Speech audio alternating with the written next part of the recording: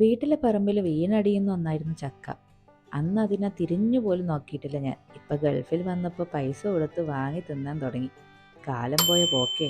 ഇന്ന് ഞാൻ സിമ്പിൾ ഒരു ചക്കപ്പുഴുക്കാണ് കാണിക്കുന്നത്. എന്നാൽ എനിക്കൊരു ചെറിയ അബദ്ധവും സംഭവിച്ച്. അത് ഞാൻ പറഞ്ഞുതരാം ലാസ്റ്റ്. അപ്പം നമുക്ക് ഉണ്ടാക്കിയാലോ? 400 ഗ്രാം ചക്ക മുറിച്ചത് എടുത്തിട്ടുണ്ട്. ഇതുപോലെ വാങ്ങാൻ കിട്ടും പാക്കറ്റിൽ. അതാണേ വാങ്ങിയത്.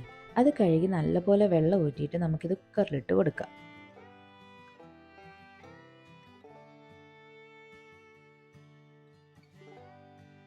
അതിലേക്ക് 1/4 ടീസ്പൂൺ മഞ്ഞൾപ്പൊടിയും 1/2 ടീസ്പൂൺ മുളക് പൊടിയും കുറച്ച് ഉപ്പും കൂടി ചേർത്ത് കൊടുക്കുന്നുണ്ട്.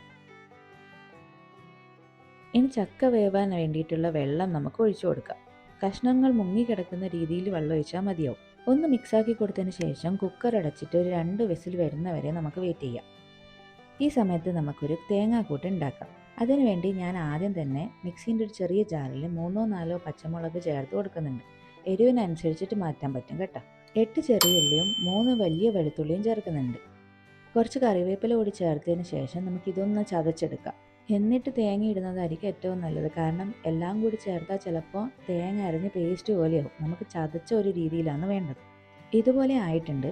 ഈ സമയത്ത് നമുക്ക് 3 ടേബിൾ സ്പൂൺ തേങ്ങ ചേർത്ത് ഒന്ന് ചതച്ചെടുക്കാം. 1 ടീസ്പൂൺ ചെറിയ ജീരകം കൂടി ചേർക്കുന്നുണ്ട്. നല്ലൊരു സ്മെല്ലും പിന്നെ ഗ്യാസിൻ്റെ പ്രോബ്ലവും വരത്തില്ല. നമ്മൾ അരപ്പ് റെഡി ആയിട്ടുണ്ട്. ഇനി നമുക്ക് കുക്കർ ഒന്ന് തുറന്നു നോക്കാം.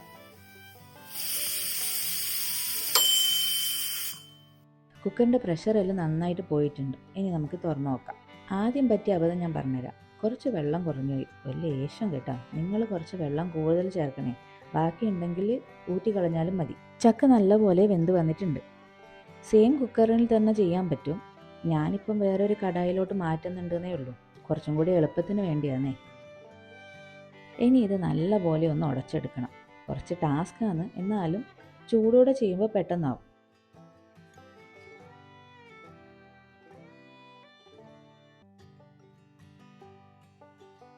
ഉപ്പ് നോക്കിയിട്ട് ഈ സമയത്ത് വേണമെങ്കിൽ ചേർത്ത് കൊടുക്കാൻ മറക്കല്ലേ. ഒന്ന് മിക്സാക്കിയതിന് ശേഷം നമ്മൾ അരപ്പില്ലേ അത് ഇതിലേക്ക് ഇട്ടിട്ട് നല്ലപോലെ മിക്സാക്കി എടുക്കാം.